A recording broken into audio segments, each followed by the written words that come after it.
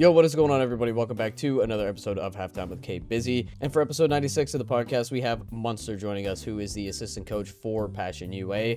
Obviously, a little bit of a rough season this year, and currently not in the best situation with the team, looking like they're going to be selling everybody. A little bit of a weird situation, but we had Munstur join us and talk a little bit about being an analyst, being a coach, being an assistant coach, and just kind of more of a background and more of a behind-the-scenes, in-depth conversation with what was actually happening with Passion UA, where some of the areas of struggle were happening, pretty much just what's going to happen going forward for him personally and what he wants to achieve. Whether you're new to the podcast or returning to the podcast and you watch them every Friday at 12 p.m. Eastern when we post them, salute to you guys. Thank you very much. Please consider liking, commenting, and subscribing, as it really helps put the videos out in the algorithm. And I think a lot of people should have to listen to what Munstur has to say, so it kind of works out for everybody. So thank you guys for all the support thus far. Thank you for the support on today's episode. We're gonna get right into things. We're gonna make this intro nice, short, and sweet, but we will catch you on the outro. Enjoy the episode.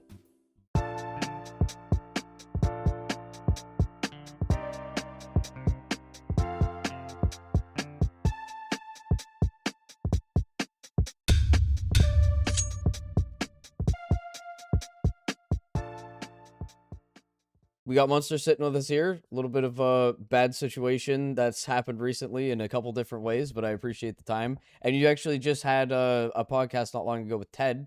I want to say it was a couple months ago, like 4 months ago or something like that. I think it was a month A ago. month Just ago? gonna recycle some stuff to give you here. Okay. And we just did one with him too recently. I think it was about 2 weeks ago now. Solid dude. So shout out to Ted.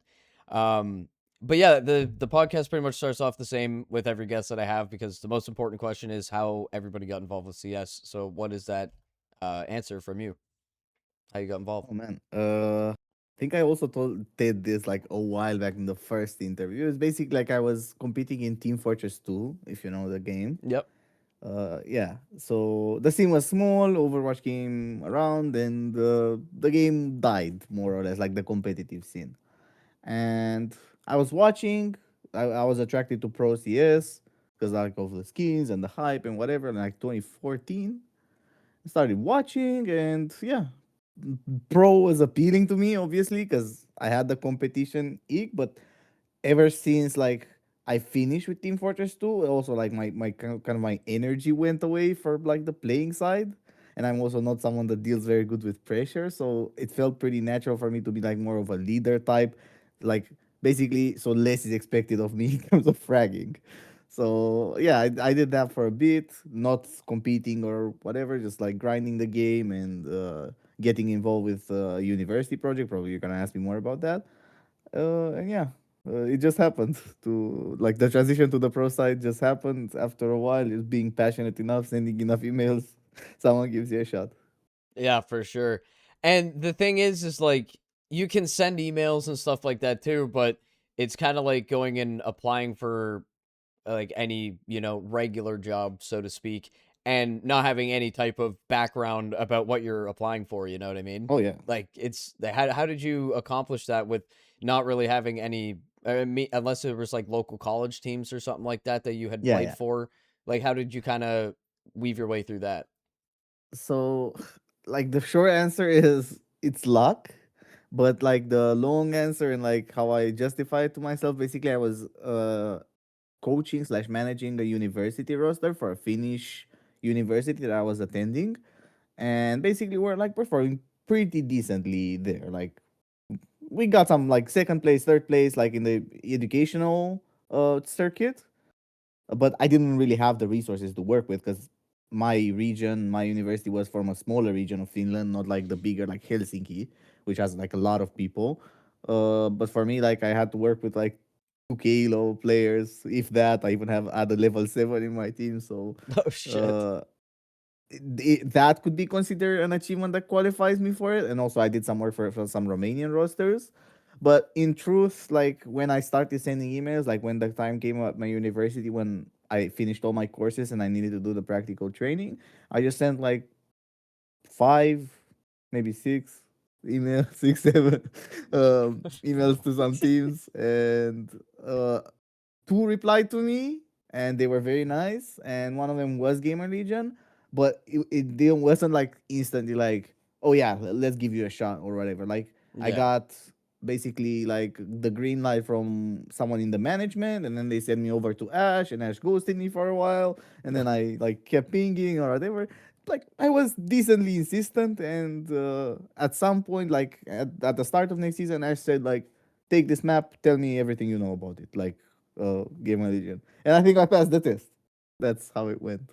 And also another reason why you could do this back then and you can't as much anymore, because analysts weren't really a thing back then. Yeah. Like only the higher level teams, well, which is way higher than Gamer Legion was at that point, obviously, like could afford a second guy behind the coach, and basically like the smaller teams were just trying to emulate it on a smaller budget or whatever. So like not every team had an analyst, not every player knew what an analyst should do, not even analysts know what they knew what they should do. Like the craft got refined in time, like being an assistant, being whatever, like what it means that you have to do. So like I didn't really, there wasn't really any pattern to follow to see like if you match the criteria for the job description, because there wasn't any job description. So you kind of had to create a little bit of that in a sense. Yeah, yeah. Improvise it, make it look presentable. Obviously, be useful. The number one thing in any job, like Yeah. when you apply, you need to show that you're useful. Like this is what they're interested in, not like who you are or whatever. So yeah, And when it comes to being an analyst, I know with Team Liquid, for instance, was a prime example of this. They had their analyst step in as a coach before they got flashy for a bit. Everybody was like, me and my buddies were, we'd watch games and we're like, who the hell is this guy?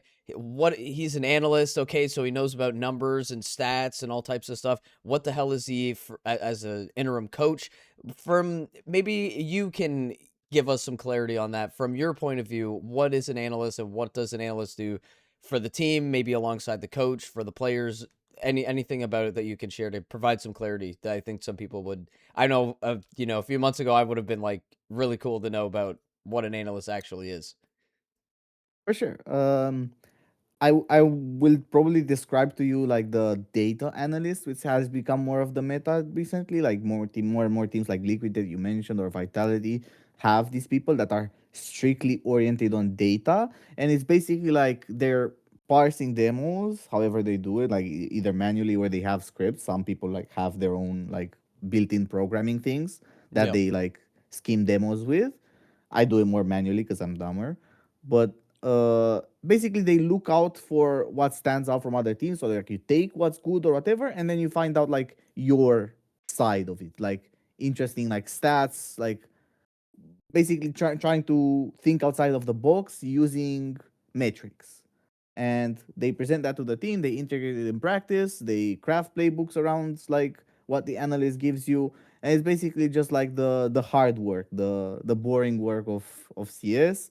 It's just interpreting stats, interpreting like not the stats that you are used to, like KD or kill assist or whatever, but like very obscure stuff like damage cross rounds with HEs, or like a certain HE, like how much damage it does, like on average for the whole specter of the pro scene, and how does your player do it or whatever. So like maximizing and optimizing using what's already available, but it's obviously really hard to extract, and that's what makes a good analyst uh great, basically And knowing how to extract better. And sorry, yeah, just to follow up with that, the level of detail increases depending like whatever your title is. So like if you're strictly a data analyst and or like a prep analyst or something like this, you have less duties on the more like usual team conduct. So like what people expected before from coaches. okay. And can you kind of give me a little bit, because when I think about data and numbers and all this stuff, when you're applying like data from a page onto the team and you're trying to like fine tune this the littlest and most technical angles of Counter Strike for your team, I really think that it's probably easy to just get like super like dive way too deep into stats and get like your whole world completely surrounded in the stats. Can you kind of give me an I like something that you've done in the past with like a very technical side of being an analyst? of a certain stat maybe that you had to help bring the team, a little bit higher in success, if that makes sense? Yeah, I would have to think a bit about this. I just briefly mentioned it to you now because couldn't think of the example with the HE. Basically, what I was doing something for IEM, the player in Navi now, everybody knows. I think this is the most like technical project that I've done, like for one thing, and it was the HE example. And basically, I was watching like how this guy throws his HEs because me and the coach back then got the feeling that this guy kind of wings his stuff. Like this was at a moment where I think you couldn't drop nades, and also obviously you couldn't break smokes. So as everything was more rudimentary, was just trying to maximize the damage that we do with them, or Hmm. saving them for the retakes or stuff like this, or buying a flash instead. So this is something like I know it, like for the outside guys, like what how much effort is one person gonna put in like something so small, but we thought back then that the difference between like what he's doing and what like the successful people with the HE in the role are doing is worth the effort. And that's what we've done. Basically, I went over like manually parsed through the maps, like counted the damage, did the average, saw the average from the people that were doing it good in our opinion, and it was harder because also as I told you, like I'm not some super technical guy. I have a business degree, man. Like I now know a bit better how I would do this, but back then it was like even the tools weren't as refined. So basically, yeah, like for half a day, I want to say I did this kind of research, and I've done more like this and more complicated after that. For example, for scouting, I can't reveal too much because this is the craft, but uh, I have like similar things I'm looking for like scouting and also like for communication or stuff like this. So yeah, I think it's an interesting craft. I don't consider myself a specialist in it. My area is a bit something else, but there are people like this, like that, the technical analysts of the scene. This is what they do. Yeah, it's super interesting to think about like all the different roles that people play behind a team, let alone just, the main five-man lineup with the roster. I think it's really interesting everything that goes involved into a team, and I wish people would kind of have a bit more understanding about what each person does to really make that collective form properly in the server, because it's really cool for sure. It's just about transparency because as I said, like it goes hand in hand. Like these people are nerds usually, like Yeah. me, and they're not as much in front of the camera. Like some people even don't like to be in front of the camera. Also, like HLTV doesn't really have like a way to tell like who's analyst and whatever. Yeah, you got to So go to it Wikipedia just for that. Yeah. exact like how the role came about. It just takes time for it to build into like something established in the Yeah. scene. Like everybody knows like this has an analyst, like in football basically or basketball. You see like the benches with like a million guys. Like it just takes time and tradition to build, and like obviously more and more money invested into the sport, so you can have these people on board. And I think it will come with time that like more people will come out, more people like me will just like describe what they do, and Yeah, yeah. it will become accustomed to the scene more. So you stayed with GL for a year and a bit, then you moved over to FlyQuest Red, and you would change from an analyst to a coach, and then shortly after that, well, I guess it was about a year after that, you would then join Passion UA, and you would be the assistant coach, and then unfortunately the roster is disbanded right now, and you're not with the team anymore. The whole roster's gone. A little bit of a weird situation going on there. But before we talk more about that, can you talk about the rest of your career from being on GL, going to FlyQuest Red, and then joining Passion? Like, can you tell me how your transitions from team to team have been through that, and what it was like, joining Passion when you first joined? Yeah, I mean, over at GL, obviously, like the org grew alongside me. I grew alongside the org, so has a special place in my heart. We just had finished that major, that run that everybody knows GL for, and probably me for. It's the one, like the biggest achievement that any of us did, except IM, who actually won a major next time around. Uh, yeah, it was amiable. Like obviously, like there was no secret that GL wasn't like the most uh prestigious financially org or whatever, and I wanted something a little bit more, like in terms of the financial side, and was strictly on that. It wasn't about the team or whatever. And I moved on not directly to FlyQuest Red because I've had another offer in a trial or whatever. It just happened kinda. And it also happened because I obviously my long term goal is to become a head coach. And I thought like if someone gives me the shot, I can take it. And it was also like financially good for me. And they were the only team that actually like offered a serious proposition for head coach. Obviously, I had no previous knowledge of the female scene. Like I barely followed anything, and it took me a while to get accustomed to that overall. But yeah, I wouldn't say that was like successful my time there, but it wasn't unsuccessful. Like we just existed. We were the best in NA. Wasn't better after I left. Was like was kind of the same. And obviously, it's pretty sad what's happened since Yeah. with the scene because I think it had potential. Even my team back then had potential. But yeah, I moved on from that, and I was with Complexity for a while, like unofficially, and then with Passion, moving over with TC. Unfortunately, as you said. Yeah, it's an unfortunate situation. But before we continue moving past that, just because we were kind of on the topic there for a minute, I'm kind of curious to hear how different it is in the female scene of professional Counter Strike compared to, just regular professional Counter Strike. What is it that's so different about it? Obviously, other than the fact that there's, 5 female pro players, besides that obvious part. Yeah, I mean, I don't want to, like, obviously, there is about any scene, any team, any whatever, there is like good and bad. So Yeah. I don't want to like categorize everyone based on my team experience or what I saw over there. I would say overall, like, it's less professional.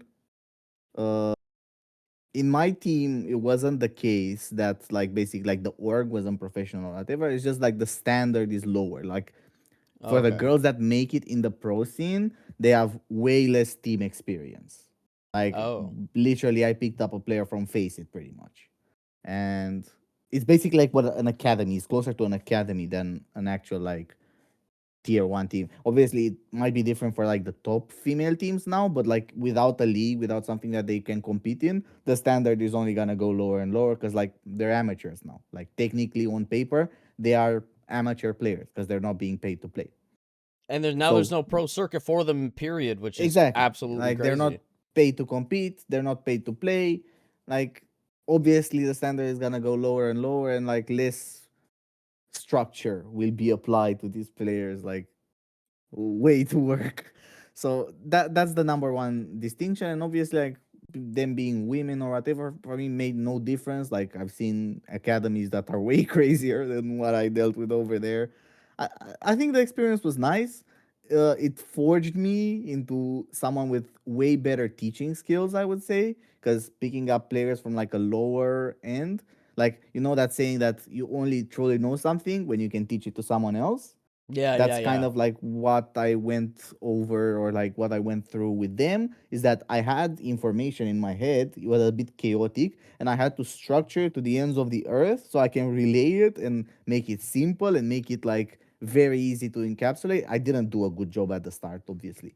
Like at the start, it was it was tremendous for me to like work and like I was bombarding them with information, and then only then, like after I refined my process a bit, I could actually like be a coach for them more than like an analyst with a title. But that's obviously the transition that I had to make also to a coach, than not an analyst. Okay. And when you moved to Passion, obviously you'd continue coaching, but more as the assistant coach. How different is an assistant coach compared to a head coach? Like, how do you work alongside him and also work alongside the players? Like, because I've always thought that an assistant coach is kind of like it would be a little bit difficult because the head coach is obviously going to have the final say. I would feel anyway that they would have the final say with what's going to be happening. But then again, everybody's input really is important and it matters to the team. So, can you tell me a little bit about that? Yeah, I mean, the title of assistant coach is basically just an in between that says that you're not like a dedicated data guy like an analyst and the coach. So, like, you're not smart enough to be an analyst and you're not good enough to be the head coach, kind of. But seriously, it's like you're just trying to fit in and cover what the head coach doesn't. So there is coaches obviously that are specializing in one thing or the other. There's like hype men, there's like technical coaches, there's like drill sergeant coaches, and Yeah, usually like the match is like what you're lacking. So you're getting an assistant coach that has something that you're lacking.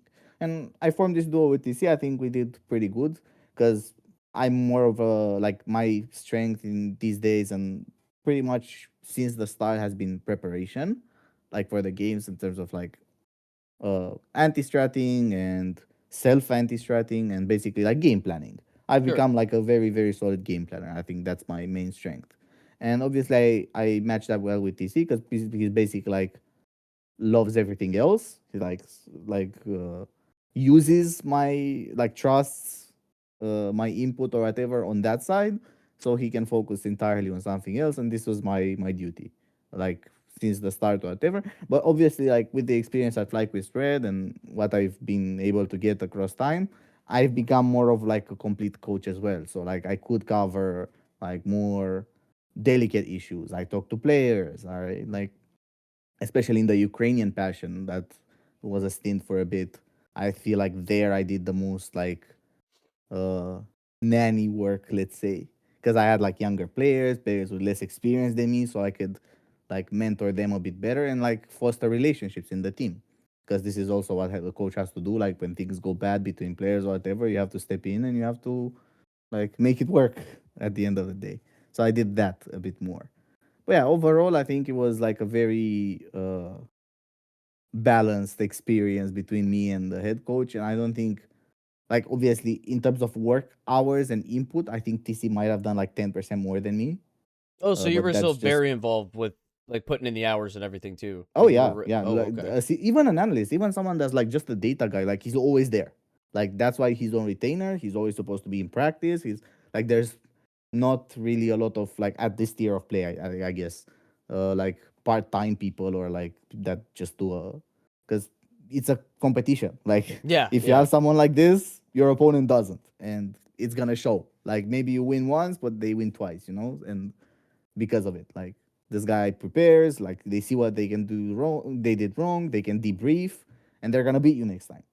So obviously, yeah, this is just how it is now. Like even if you don't want to do anything, and you're on retainer, you have to be there all the time. But like yeah, in terms of like actual input and like effort or whatever, I think TC like outdid me a bit. But that's just because who he is. yeah. Okay.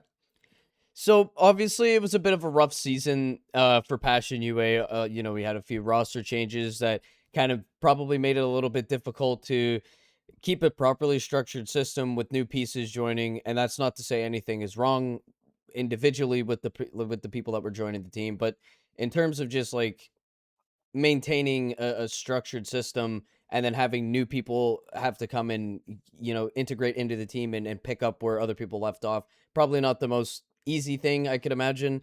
I remember an interview with JT where he said the team was kind of in a limbo. I'm pretty sure I've heard you speak a little bit about lacking a bit of firepower, if I'm not mistaken.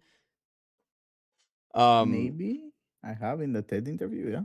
Yeah, I'm pretty sure that's where I heard it. But um overall, from your perspective, like where do you think the team started lacking performance wise, and what do you think kind of was the tip of the iceberg that kept the more of the negative results coming this year?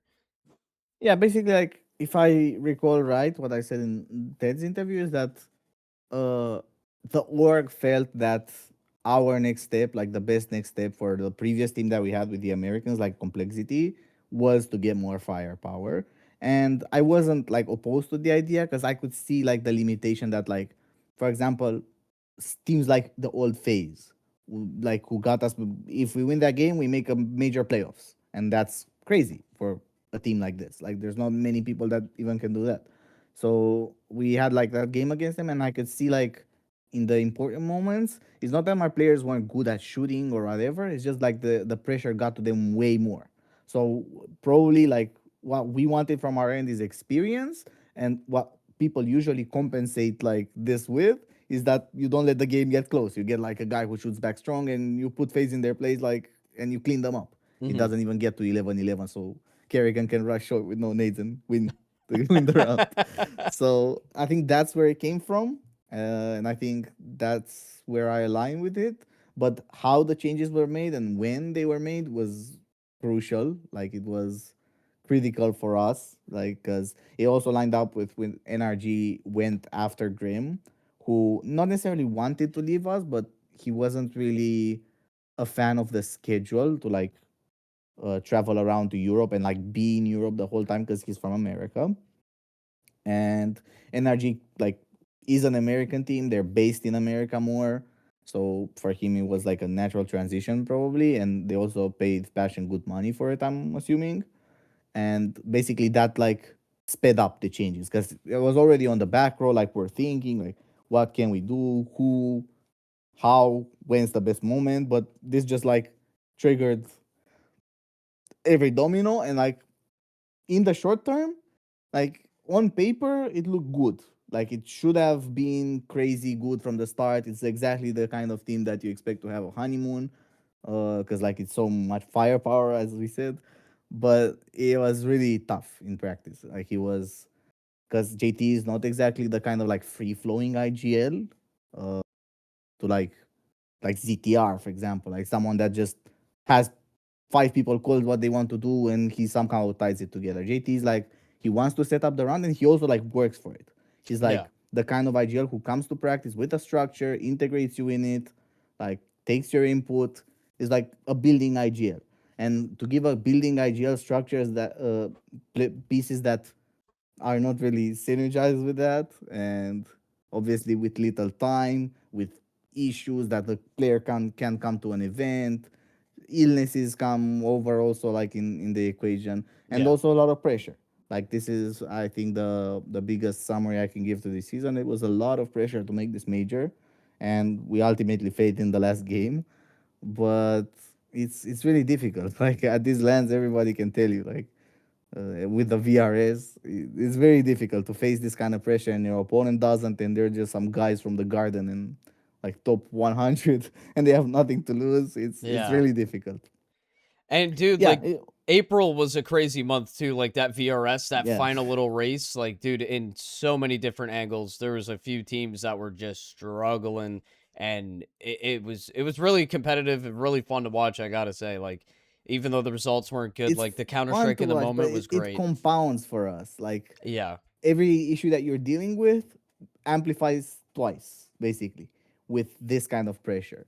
And obviously, like it's not an excuse or whatever, because we're like meeting the consequences of that. Obviously, like the instability with passion right now, it's the consequences of that.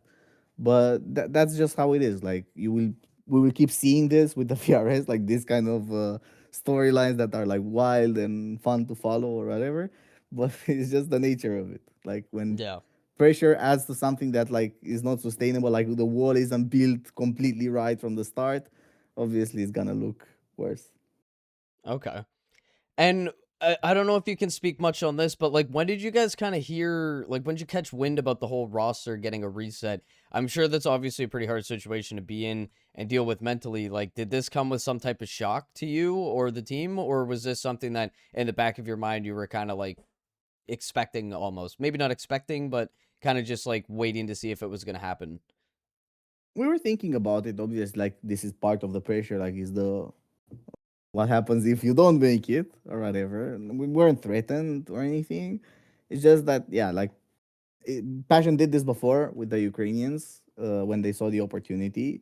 And now, obviously, I'm not with the team technically anymore. I still have like ties to the team, but like I'm not on contract with the organization. Hmm.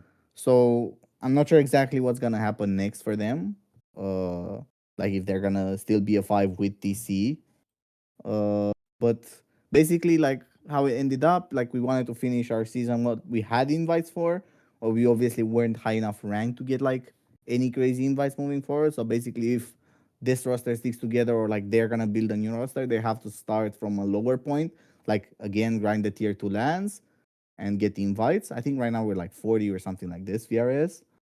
Uh, so yeah, like if there's gonna be a roster reset, I'm not sure. Like it also depends on the transfer market because the HLTV listed everybody as like we're for sale, either the roster or the pieces. So yeah, we'll see what happens with those, like what goes through, and then whatever passion can pick up after that, to either like keep this roster with the score or just build something new. And the pressure is something that you mentioned again there that I kind of want to touch on as well. People talk about community pressure, and a common thing is like expectations from the community and the fans and stuff like that. And I think a lot of fans are not really realistic, or they don't fully have an idea about what they're watching. They kind of just like see the numbers on the screen and just start, saying like, "Oh my god, he threw the round. Oh my god, this team sucks. They choked the game." When, maybe they just had one misplay that just cost them match point or something. I feel like a lot of people are just way too generic with what they think. I want to talk a little bit about like the org pressure. Like, did you guys ever feel any pressure from the org? Does anybody ever email you and say, "Hey, this is your deadline, start doing better by this date, or we're going to start pulling strings"? How does that kind of work, if you can talk about it? Not sure if there was anything on my end. I definitely didn't have anything like that. The org was supportive, and as I said, like Passion is a newer org, so everything was more rudimentary. Like you wouldn't even get an email; the guy would just come to you So they're just sitting if in the that was. dark, just watching, pretty much. Yeah. Like I'm not sure if there is, like, as I said now, like if I don't know the long term plan, I can't really tell like what the expectations were or whatever. The only expectation that I could for sure say that we didn't meet is making the major. Everything else, like, uh would have fallen into place, I'm guessing, with them, like what we're gonna do moving forward to better the results if we made that major. So it's basically just one game, one map of Counter Strike, basically, against Sangal on the Latvian land. But yeah, I don't know if the structure is this like detailed in Passion right now, that they had like a checklist or whatever, like what we need to accomplish or whatever. Because as I said, like everything was on the fly, like with these players that we got in. Like I think it was a matter of half a week when Half a Grim week. left. Yeah, like when Grim left and the rest of the roster came together. Like it came very Jeez. very fast because we were between a tournament. Like we would just have had qualified for Atlanta or some blast or something like this over in NA. And basically, like the next day, Grim was out the door, and we had just to make something work because we were going to Pro League that the next week, basically, like Wow. after that event finished, like a few days away. So we just had like to get people fast, and uh, obviously, Passion also had to scramble. I'm guessing for that to Yeah. happen. So as I said, like it wasn't an ideal showcase of mine and TC's ability to like build anything, and especially JT's ability to build anything, because like you're not really given a proper tool, and that being time, and obviously like choice, like Yeah. experiment or whatever. Like usually people do trials in the off season and like stuff like this, and we were never even allowed the thought of a trial to something, because like we had to win now basically to make the major. And if that constant pressure is just weighing down on your shoulders of like, we need to win, we need to win, we need to win, especially in April when it's literally like do or Oh die yeah. with these last couple tournaments. I couldn't imagine, like I think about leading into the game before you're even playing. I'm thinking about between maps. I'm thinking about after you win or lose, especially more so if you lose. Like there's so many angles to it. I feel like a lot of people just, I know I'm kind of just repeating this same aspect here, but I feel like a lot of people really just don't understand that whole behind the scenes thing of every single thing that goes into it. They just like to sit back from their computers. Yeah. Yeah, these guys are trash. Next map, please. It's such a corny thing. I just really hope one day that people will really grasp the entire idea about everything involved with pro play. At the same time, like we are a product, it's an entertainment product at the end of the day. So like if that's what the competition, like if this excessive storylining from the community is like what sells, then obviously like we just have to deal with that. Like it's not like I'm getting a lot of slack from the community or whatever personally or whatever, Yeah. and it's just a product at the end of the day. Like if this is the easiest to perceive, because obviously people like don't want to spend time to make opinions, like as you say, like inform themselves, like Yeah. what's happening and why or whatever, and then like relay with a grain of salt. It's like in football, like the fandoms are never the most nuanced in anything. Like you can have a guy that's like chilling after work and this is his distraction, and you can have a hardcore fan that like knows this stuff and maybe is a bit more temper, a bit more nuanced in his like how he relates. But obviously for us it was difficult. Not necessarily from the community, because like Senzu had a lot of fans and like there was support. There wasn't only like we're not being hated on like other orgs out there. Like that basically like you open a comment section, you post about anything, and it's like this band, whatever. Yeah, yeah, yeah. It We've wasn't seen a like lot of that that for this us, year. but the pressure was from ourselves and like the org in a way, because like we also wanted to make the major for them. For sure. And what were some of the things, if you can talk about it, that you and TC would work together to kind of try to save the team's results and kind of change things to go in an upwards trajectory rather than continue the negative trend? Yeah, I think the biggest talking point, or like the biggest, the most recurring theme for us is like not, obviously it might be a bit cliche, but you hear this from a lot of players because you do a lot of interviews, but like not letting outside factors affect what's happening Yeah, for sure. in the server. So like, let's say you had a bad round or whatever, we're not coming with the same strength, with the same whatever as before, and that's natural. But also our team, like with the international and like our level of English, like this team cannot function with like 2 out of 10 comms. Like if Yeah. everybody's more quiet than usual, because like the understanding isn't there, the level, the vocabulary isn't there, and also our way to play the game doesn't function like that. Like as we said, we're not a loose team. We're not like a team that can like do individual things and like salvage it or whatever. Because like our starts are set, and we have a clear plan. We have a game plan usually. So I think that's what cost us the most in games, is like getting affected in the moment by either something outside the server, which we've had, and like me and TC try to limit that as much as possible, but also inside the server. Like something bad happens in the round, you're not coming as much. And it's especially easy. Every player will tell you this that's at the top or has been at the top. When you're after a certain point, to look down on other people, being like in these lands like Draculan or whatever, because you think you're higher or whatever, but in reality the difference is not as high as you think. Like it's maybe Yeah. 1% between you and that person. So like that coping mechanism has to be flawless if you want to be like a great pro.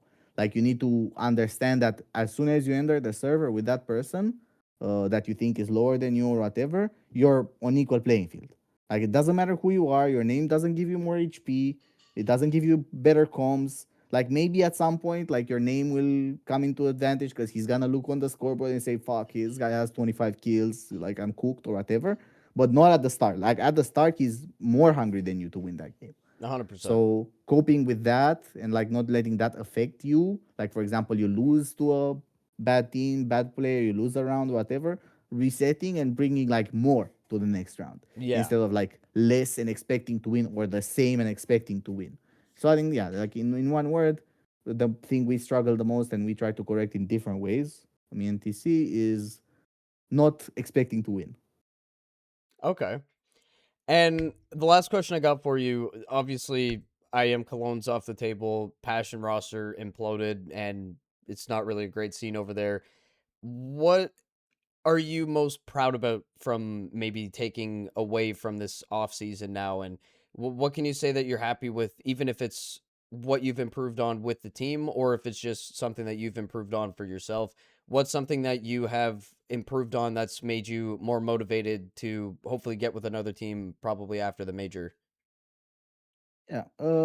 There's many things. Obviously, like as I wrote on a post on Twitter, like this felt like 3 years encapsulated into one with passion because all the chaos and everything like this. I would say the thing I'm most proud about, or what I'm looking to take moving forward, is the dynamic I had with TC. And this is also what I want to establish with my future head coach, or maybe like with my future analyst, if someone gives me a shot as a head coach. It's basically like this healthy, like brotherly, like we're gonna do it together, whatever. You're not above, whatever. Like I really feel this is a very nice way to structure the team. If everybody, as you said, like at the start, like it feels respected, his input Yeah, feels whatever. So I look to bring my input to someone that actually values it, and also equally for, or even more from my side, so I can respect that person. So like if I'm going with a head coach, I need to be like super uh convinced that this guy's like knows what he's talking about or whatever. I'm not sure if there is many head coaches these days that I don't respect, especially at the tier of play I want to compete. yeah, But this has to like be, this is a must for me. Like for the next team that I'm going, is that the coach and the IGL, I need to have the best relationship with from out of anybody on the team. for sure. Okay.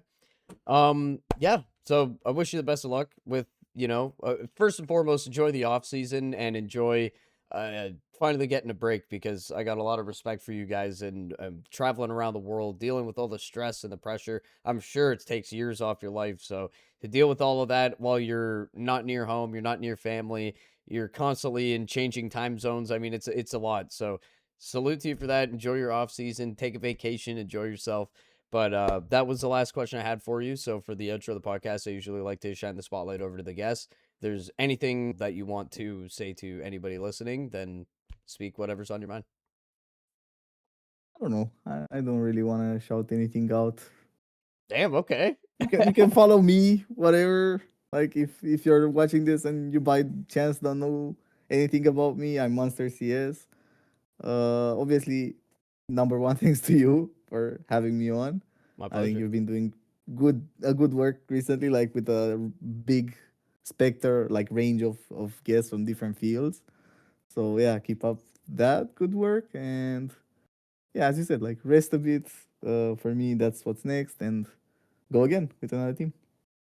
Alrighty, guys, that will do it for today, man. Shout out to Munster. Hope he has a very good vacation, and if he's not on vacation, just some time to himself, because guy like him and the rest of Passion, to be honest, deserve it after a very strenuous and stressful season. So I wish them all the best going forward with whatever happens in their careers. But yeah, thank you guys once again for joining us for another episode. We release episodes every single Friday at 12 p.m. Eastern. So yeah, we'll be back next week with a really cool one. But before we let you guys go, subscribing really helps the channel, and it also helps you stay informed with other people that are going to be coming onto the platform and talking. So subscribe, turn on that notification bell, like the video if you liked it, comment down below, let me know what you think. And yeah, that's pretty much going to be it. We're getting real close to 100 episodes, so it's getting pretty interesting. Gonna try to do something special for that. I'm not sure what we'll be able to do, but yeah, thank you guys for coming along the journey this far. But we'll let you guys go. You guys have a great Friday, have a great weekend, and we'll see you next Friday at 12 p.m. Eastern with Tech Girl. Till next time, everybody.